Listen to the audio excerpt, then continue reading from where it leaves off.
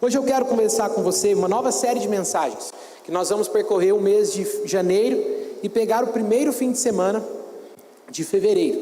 E o título dessa série é Encare 2024 com fé e esperança. Nessa época do ano, nós geralmente colocamos algumas metas, pensamos em fazer algumas mudanças e promover algumas mudanças que em si não são coisas ruins ou até são coisas que nós precisamos, mas a forma, o jeito como nós lidamos com a mudança no nosso dia a dia não é bom. Às vezes, repetidos anos, se nós olharmos a nossa história, nós traçamos metas e mudanças que queríamos colocar no começo do ano, mas antes da metade do ano já havíamos abandonado aquela lista e já havíamos abandonado as mudanças que tínhamos colocado, que queríamos fazer, que queríamos operar na nossa vida. E aí aquele senso de frustração por não ter dado certo soma-se aos problemas que continuaram do ano anterior, e a gente vai acabando pior ainda do que começamos. Vão somando-se lutas e dificuldades ao longo da vida, e elas vão nos atrapalhando a continuar e a seguir. É por isso que eu queria falar com você sobre mudanças durante essa série de mensagens. Como que nós podemos encarar este novo ano? Na virada do ano eu disse aqui que das 23h59 para 0 horas do ano de 2024, as coisas não mudariam como num passe de mágica na nossa vida. Aquilo que nós temos dificuldade de executar ou de colocar em prática, não deixaria de ser uma dificuldade, porque simplesmente nós dissemos assim: esse ano vai ser diferente. As lutas que eu carregava no ano passado, elas não deixarão de fazer parte da minha caminhada simplesmente porque o ano mudou. Por mais que um ciclo tenha se terminado, nós precisamos aprender a promover as mudanças na nossa vida, à luz da palavra de Deus, se quisermos de fato ver diferença no nosso viver.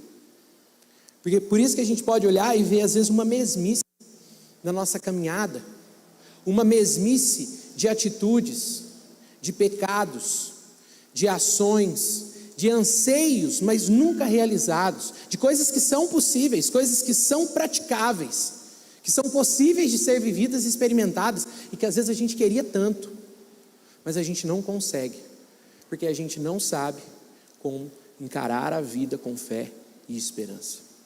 Infelizmente, eu digo com grande pesar, nós cristãos não temos sido mais ao mundo um referencial de como, à luz da palavra de Deus, encarar uma vida difícil como a nossa, com fé e esperança. Eu e você não temos nada a oferecer nesse mundo, a não ser uma vida de um relacionamento com Deus. Nós não temos nada a apresentar a esse mundo de diferente, a não ser uma vida, uma caminhada com o Senhor que tem transformado a nossa vida. Nós não vamos ser diferente deles se não caminharmos com o Senhor. E é por isso que essa é uma série que o objetivo dela é renovação. Para você lidar bem com um momento de transição, de mudança na sua vida, não estabelecer metas que antes do meio do ano você já vai ter abandonado, mas você lidar bem com as coisas que vêm difíceis na sua vida, aquilo que você tem dificuldade de mudar, e como você pode traçar um plano e uma caminhada para a mudança, à luz da palavra de Deus, encarando o novo ciclo que se inicia com fé e esperança, sabendo que em Deus, na sua palavra, na sua sabedoria, no seu direcionamento, nós temos tudo, não uma parte, mas tudo o que nós precisamos para conseguir operar essas mudanças na nossa vida. E é por isso que eu peço a você, abra sua mente, o seu coração, para aquilo que o Senhor tem a falar nos nossos corações, nessa noite e nas noites que virão. Mudanças fazem parte da nossa vida. Eu coloquei algumas aqui. Escola. Quando a gente está na escola, eu lembro que, como eu não gostava de estudar, mas principalmente eu não gostava de estudar exatas. Nunca fui de matemática, química, física. E eu falava assim: meu Deus, essas provas, trabalhos, quando eu chegar na faculdade, vai mudar. Eu não fiz uma faculdade na área de exatas, nem faria, mas chegou na faculdade, tinham as mesmas provas, trabalhos e dificuldades. Embora fosse numa área que eu gostasse mais, mas os desafios estavam ali diante de mim. A gente sempre tem um erro, a gente comete um erro de achar que o próximo momento da nossa vida vai ser melhor. Que no próximo estágio da nossa vida, a gente vai conseguir viver uma paz, a gente vai conseguir experimentar uma tranquilidade, a gente vai conseguir viver feliz e bem de uma forma que até agora a gente não conseguiu. Esse é um erro que nós cometemos em relação às mudanças. É o erro que motiva as metas de início de ano. Esse ano vai ser totalmente diferente. Esse é o ano da mudança.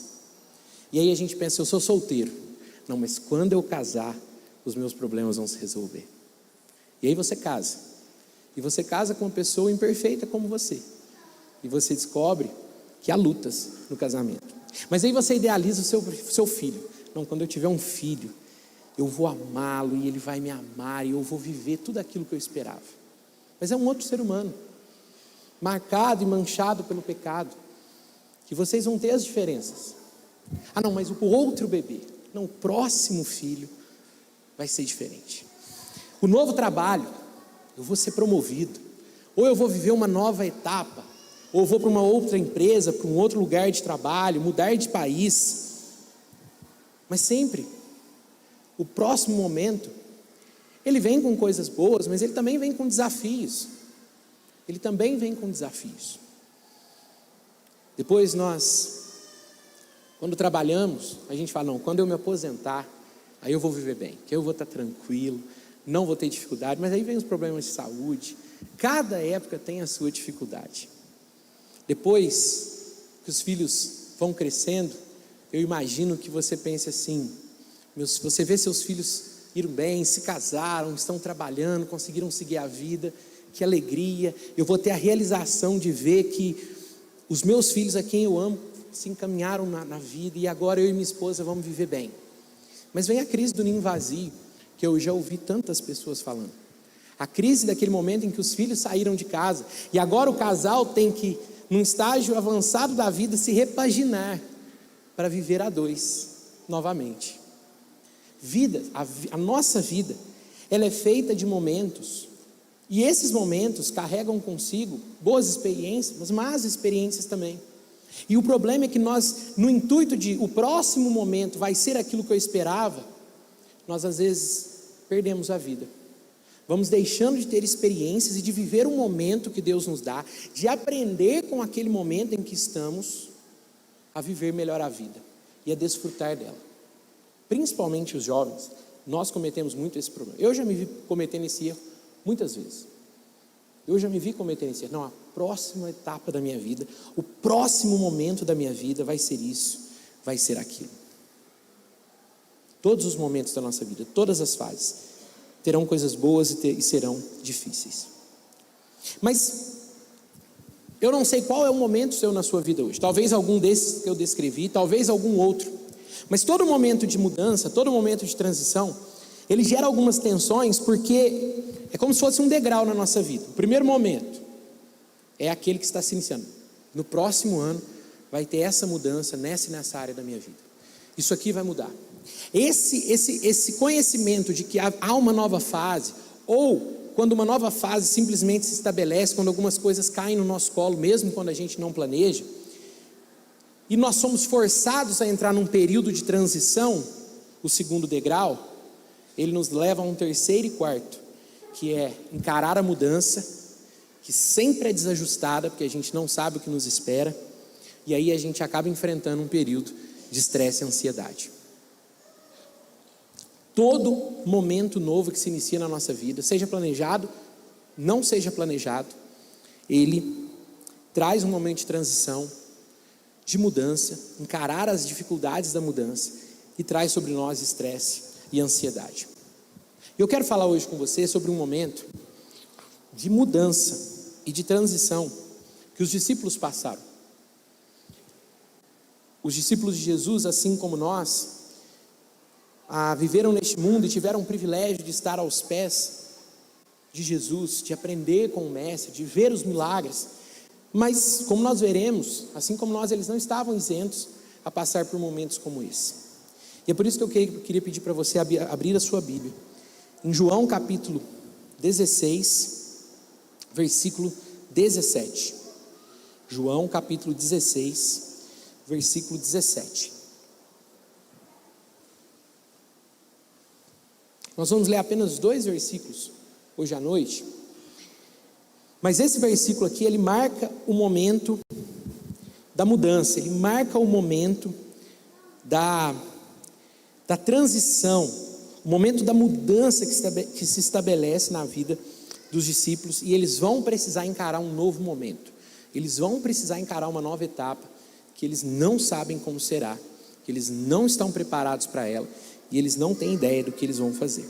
João capítulo 16, versículo 17.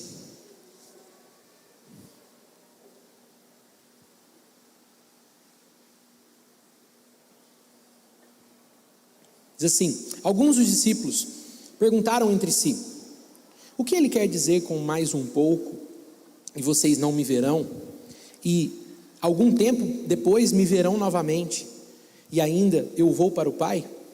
O que ele quer dizer com mais um pouco? Não entendemos. Esse é um momento muito interessante da última ceia. A última ceia foi aquele momento em que, pouco depois, Jesus vai ao Getsemane e é traído por Judas quando é preso e sofre toda a sua paixão. Nessa última ceia, é um momento emblemático da caminhada e da vida de Jesus, em que ele fala muito sobre o seu propósito, a sua identidade, o seu propósito, a sua missão, aquilo que ele veio fazer, mas que ele também demonstra o seu amor, o seu coração de pastor pela vida dos discípulos. Esse diálogo, ele é muito longo, e ele se inicia alguns capítulos para trás, e nesse diálogo longo, em várias partes, você vê o cuidado e o amor de Jesus, ao falar para os discípulos o seguinte: vocês estão para passar por uma mudança muito grande, vocês estão para passar por um momento que vocês não sabem como vocês vão agir, vocês serão abalados, vocês passarão por dificuldades, mas eu quero falar algumas coisas para vocês, para ajudá-los a passar por esses momentos. Então veja, em todos esses capítulos, começa lá no capítulo 13, em todo esse diálogo de Jesus, ele fala para os discípulos, ele alerta os discípulos que eles seriam perseguidos, que eles seriam espalhados, que eles iriam se entristecer fortemente, que iriam cada um para a sua casa, eles seriam dispersos, mais um pouco, aí Jesus fala, mais um pouco e não me verão, porque um pouco depois ele seria traído, ele seria tirado dos discípulos, e não só tirado, como os discípulos o veriam morrer. Mas aí ele continua dizendo: um pouco mais e me verão de novo, porque ao terceiro dia ele ressuscitaria. Embora ele não tenha falado de forma direta para os discípulos, mas ele está desde aquele capítulo, em vários momentos, desde a sua descida para Jerusalém, dizendo aos discípulos, mostrando aos discípulos que ele se entregaria. Mas Jesus sabia que os discípulos não só tinham dificuldade de entender o que ele estava falando, mas também os discípulos teriam dificuldade de encarar essa mudança. O mestre foi preso, foi morto, e o que será de nós? E agora, o que será de nós? Esse momento de mudança na vida dos discípulos, ele precisa ser encarado de uma forma muito pessoal. Os discípulos deixaram as redes, para usar a expressão bíblica, e seguiram Jesus durante 3 anos. Há 3 anos, eles estão caminhando com Jesus, a vida deles está ali com Jesus. Para eles, tudo aquilo se resume àquele momento. Não há na cabeça dos discípulos o entendimento, percebe-se isso em todos os evangelhos, que Jesus morreria, ou que Jesus ressuscitaria, ou que Jesus iria voltar para o Pai. Então, o choque de realidade que os discípulos estavam passando, ele pode ser comparado com mudanças radicais que acontecem na nossa vida, porque era isso que estava acontecendo na vida deles, que nós não sabemos o que vai acontecer depois. E quando elas acontecem, às vezes nós até sabemos algumas que vão acontecer, mas não nos preparamos para elas. Quando elas acontecem, a gente é pego desprevenido, e aí o nosso chão sai debaixo dos nossos pés. Aconteceu. finalmente aconteceu. Eu não imaginei que fosse chegar esse dia, mas chegou. Esse é o momento, e essa é a circunstância, a situação que os discípulos estavam passando. É por isso que Jesus está alertando os discípulos, porque Jesus sabia que essa mudança faria parte da vida deles, sabia que eles não estavam preparados para ela, mas Jesus queria que eles tivessem uma coisa que só Ele poderia dar, que está lá no versículo 33, que é o segundo versículo que eu vou ler com você. João 16, verso 36, diz assim, Jesus falando: eu lhes falei tudo isso para que tenham paz em mim. Aqui no mundo vocês terão aflições, mas animem-se, pois eu venci o mundo. Essa era a mensagem que Jesus tinha para os discípulos. Jesus estava querendo ensinar aos discípulos que é possível nós lidarmos bem com os períodos de mudança, que é possível nós lidarmos bem com coisas que se estabelecem diferentes daquilo que a gente projetou e sonhou para a nossa vida.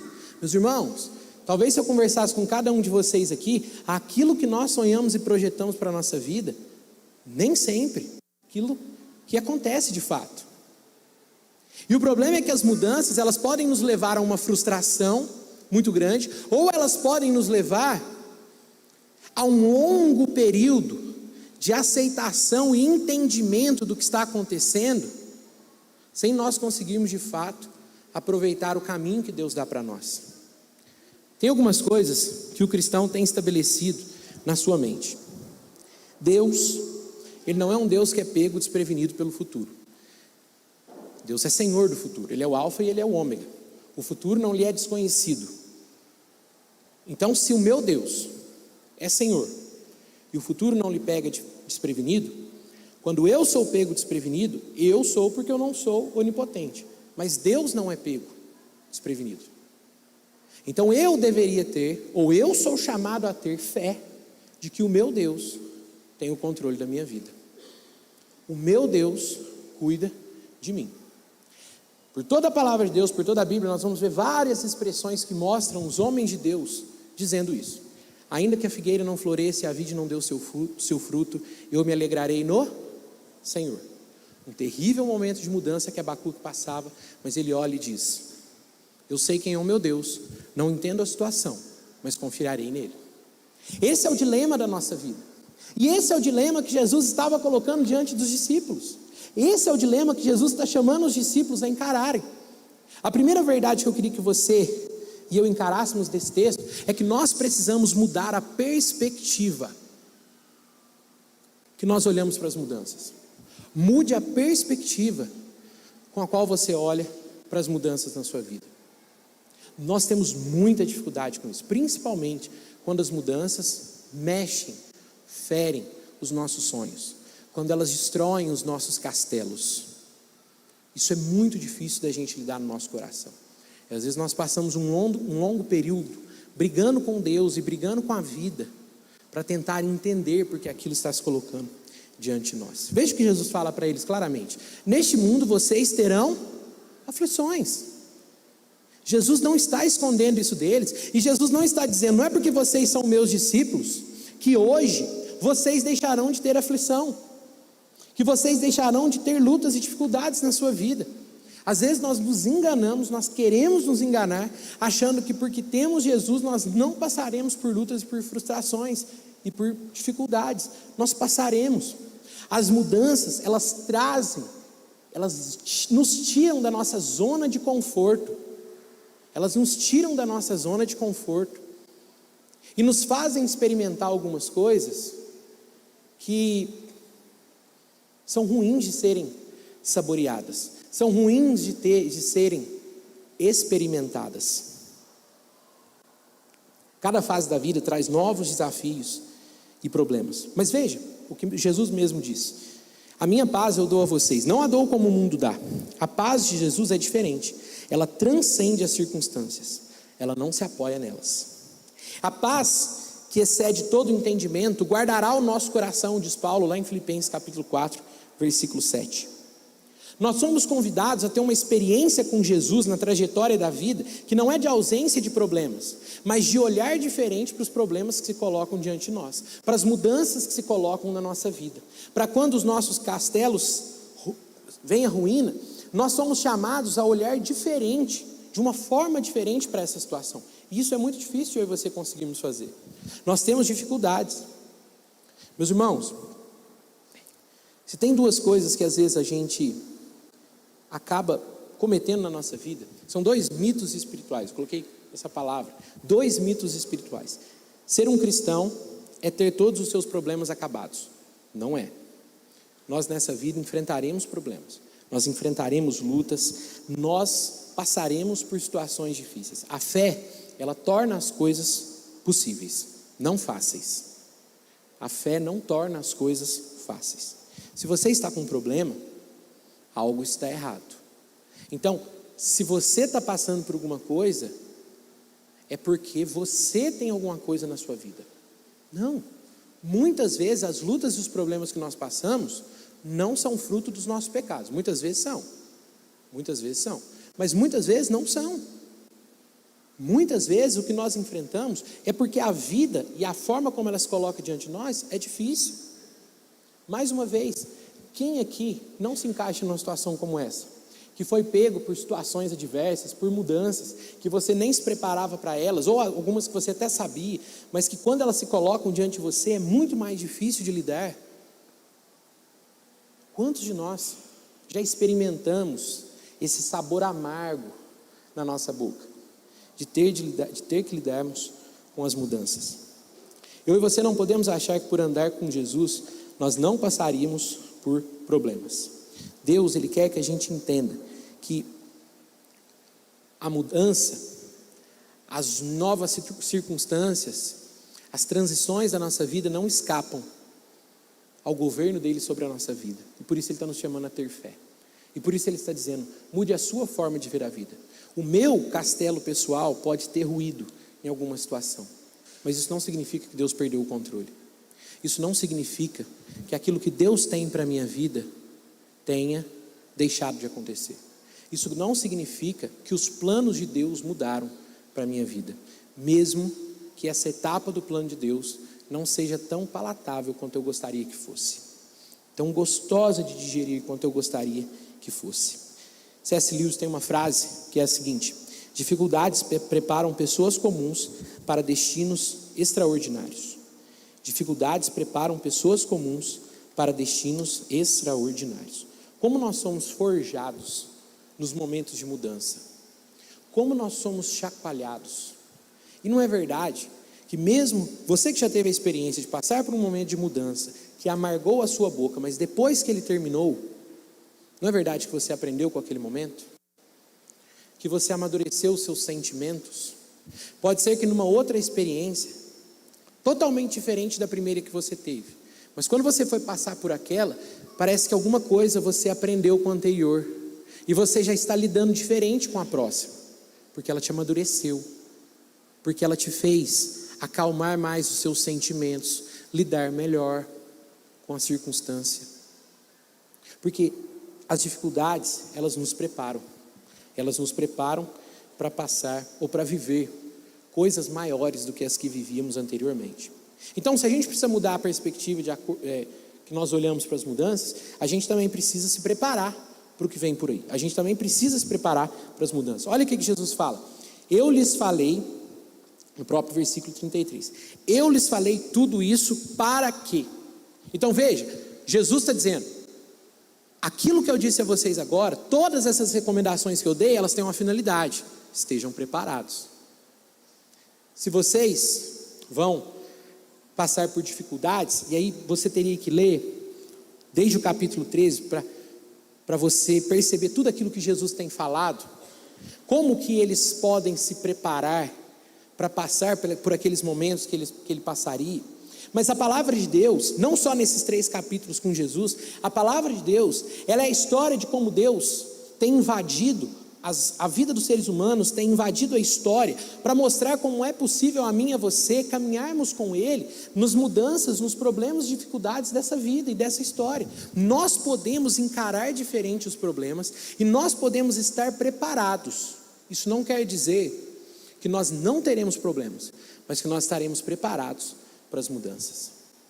E quantas vezes eu e você não estamos preparados para aquilo que vem? A palavra de Deus, ela nos prepara para encarar as mudanças que enfrentaremos, os desafios, e ela nos mostra como isso é possível através de homens e mulheres que foram encontrados por Deus na história e tiveram ânimo para prosseguir. Veja, por exemplo, a história de Moisés. Quantas mudanças se colocaram na vida dele, de príncipe do Egito a escravo.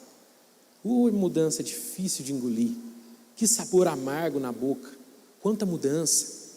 Veja José, filho de um pai amado a escravo.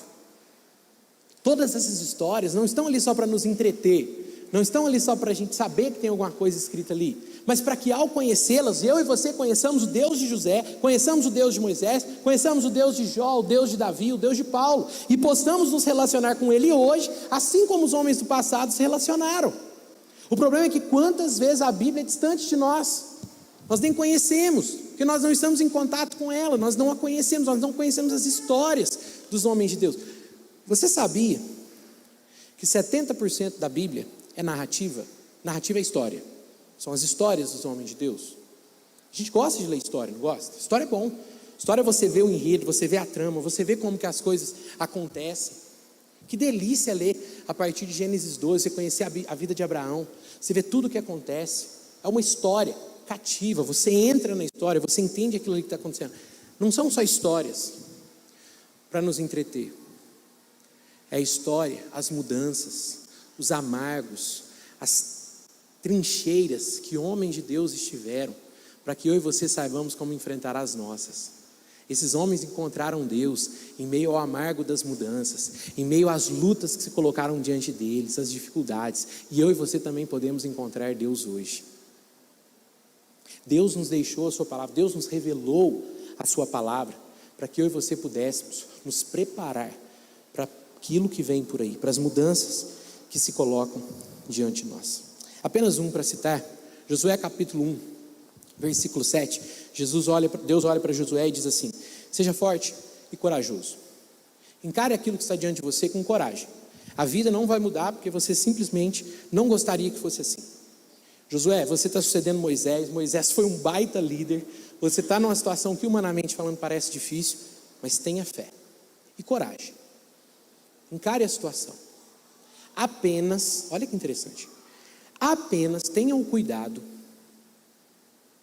de conhecer as palavras que o meu servo Moisés ordenou e praticá-las, não se desvie delas, nem para a direita nem para a esquerda. A palavra de Deus, ela tem as diretrizes, ela é a bússola que nós precisamos para nos preparar para as mudanças. Essa é a dica que Deus dá, o próprio Deus dá para Josué: conheça a minha palavra. Josué era um líder, um militar, tinha tanta coisa para ele pensar.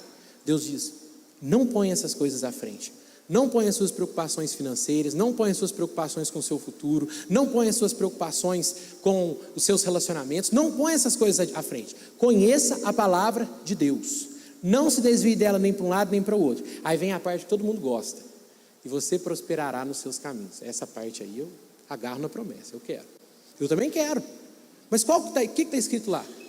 Conheça a palavra de Deus, pratique a palavra de Deus e não se desvie dela. O problema é que muitas vezes a gente está vivendo, não se importa com a palavra de Deus, aquilo que a gente sabe a gente não pratica, e aquilo que a gente não sabe a gente não importa de não saber, e a gente se pergunta, por que a gente não tem prosperado? E a gente se pergunta, por que a gente não tem conseguido vencer as coisas da nossa vida? Terceiro ensinamento: aprenda a ver Jesus ao seu lado.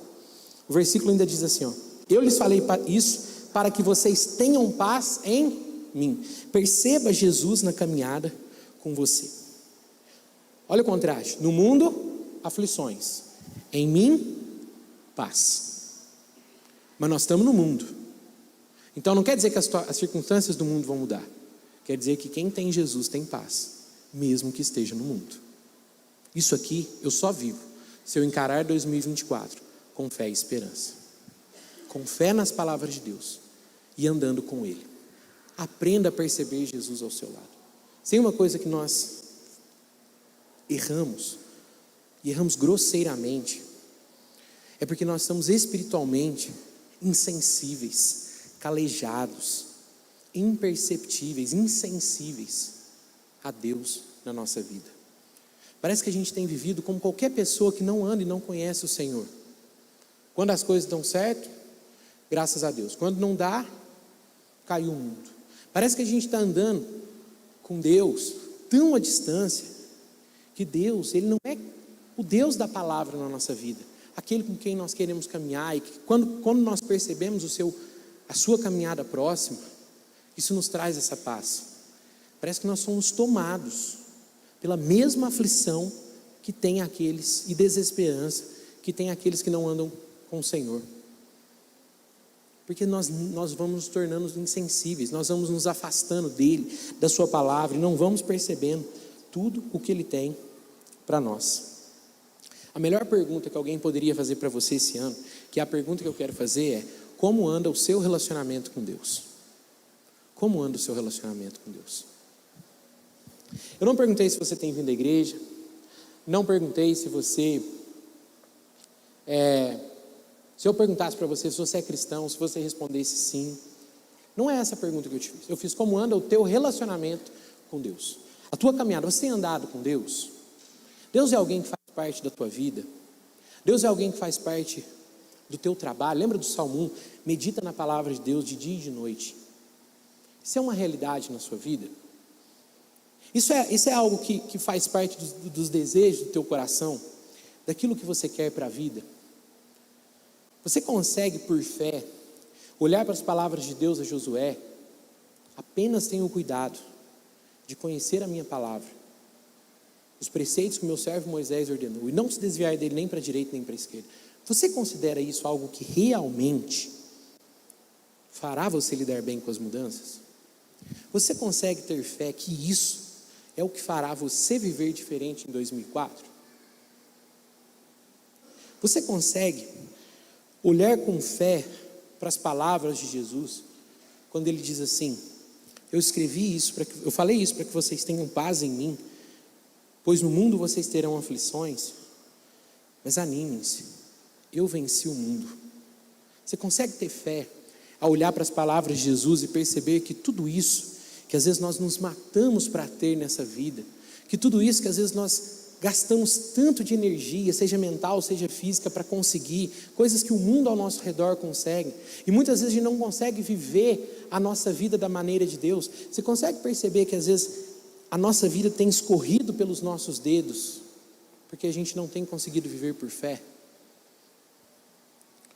Viver por fé é ter toda a sua forma de encarar a vida e a realidade reconfigurada. Os seus valores, os seus princípios, se ainda forem os valores e os princípios deste mundo, você não vai conseguir experimentar essa paz. Você não vai conseguir viver isso aqui. Nós não vamos conseguir viver isso aqui se dia após dia nós não perguntarmos como anda o nosso relacionamento com Deus, como anda a nossa confiança nele. Nós não conseguiremos experimentar essa paz que está nele. A paz não está na circunstância, a paz está para que vocês tenham paz em mim, nas palavras de Jesus. Para que nós tenhamos essa paz, eu e você precisamos caminhar próximos dele. Eu no ano passado, em algumas conversas que eu tive, eu me vi repetindo muito isso. Eu falava para as pessoas assim: você precisa estar mais próximo, precisa fazer parte, pulsar o reino de Deus, a igreja. Não apenas vá à igreja, seja a igreja, viva a igreja, viva a igreja. Esteja mais próximo, ame, participe. E parece que isso vai se repetindo, essa fala, porque a gente não tem como fugir disso. Eu só encontrarei essa paz se eu estiver num relacionamento crescente e verdadeiro com Jesus. Ah, mas em 2001 eu entreguei minha vida a Jesus. Pensa, eu acredito. Ah, mas desde 1900 e tanto eu sirvo a Jesus. Benção. Mas nós só experimentaremos essa paz se dia após dia nós estivermos caminhando com Ele. A palavra de Jesus é: vocês podem experimentar essa paz. Ele está falando para os discípulos, Ele está falando para quem estava caminhando com Ele. E Ele está dizendo: se vocês não prestarem atenção a isso que eu falei, as aflições do mundo vão desanimar vocês na caminhada. Vocês vão se sentir perdidos. Isso vai acontecer. Mas eu estou falando isso aqui para que vocês tenham paz em mim. Olhem para as minhas palavras, para aquilo que eu disse. Olhe para aquilo que eu estou falando para vocês. Encarar 2024 com fé e esperança é olhar para aquilo que Jesus disse e tomar a decisão, por fé, de colocar acima de todas as outras coisas, todos os outros anseios. Ah, mas eu queria viver meu prazer desse jeito. Ah, mas eu queria aproveitar minha vida desse jeito. Ah, mas eu queria ganhar dinheiro desse jeito. Ah, mas eu queria viver minha sexualidade desse jeito. Tudo bem, pode continuar. Mas você quem vai colher os prejuízos. É na sua vida mesmo que vai colher. Eu quero viver um ano de mudança. Eu quero colocar a palavra de Deus acima na minha vida. Quero confiar, por fé, que nele, e somente nele, eu terei a paz. E eu vou conseguir lidar bem com as mudanças. Romanos, capítulo 8, versículo 37, diz assim: mas apesar de tudo isso, somos mais que vencedores, por meio daquele que nos amou. Paulo está falando sobre as mesmas aflições do mundo que Jesus estava falando. Apesar de todas as aflições que esse grande homem de Deus passou, todas as privações, as mudanças, ele sabia que ele era mais que vencedor, por meio daquele que o amou. A primeira palavra que eu queria dar para você nesse ano é essa: coloque-se diante de Jesus e pergunte: como está o meu relacionamento com Ele? A que distância eu tenho caminhado de Jesus? A que distância eu tenho caminhado dele? Tem alguma coisa que tem estado à frente do meu relacionamento com Ele? Quando eu olho para o meu relacionamento com Jesus, ele é crescente, ele deu uma parada, ou ele esfriou total? Como anda o meu relacionamento com Jesus? Eu não posso prometer mudança nenhuma para você. A economia, a previsão é difícil. A política no mundo, a previsão é difícil. Muita coisa é difícil na nossa vida. Mas eu posso te dizer que em Jesus você tem uma paz que excede todo entendimento. Amém? Senhor, eu quero agradecer, porque em Ti nós temos paz. E eu quero te agradecer, Jesus, porque nesse relacionamento crescente contigo, nós podemos lidar bem com as mudanças que sempre se colocam diante de nós. Algumas planejadas, algumas intrusas, algumas saborosas, algumas mais fáceis de serem lidadas, outras difíceis de serem encaradas. Mas, Pai, o meu pedido ao Senhor é: ajuda-nos a encarar com fé. Ajude-nos a nos aproximar de Ti no próximo ano. Ajuda-nos, Senhor, que neste ano que se inicia, a minha preocupação não sejam metas baseadas na minha força de vontade, mas seja a minha preocupação de colocar a Tua palavra acima das minhas vontades, acima dos meus sentimentos, acima do meu querer, acima daquilo que eu acho melhor para mim. Me ajude a viver por fé. Me ajude a encarar 2024 com fé e esperança. Em nome de Cristo que oramos. Amém, Senhor. Amém.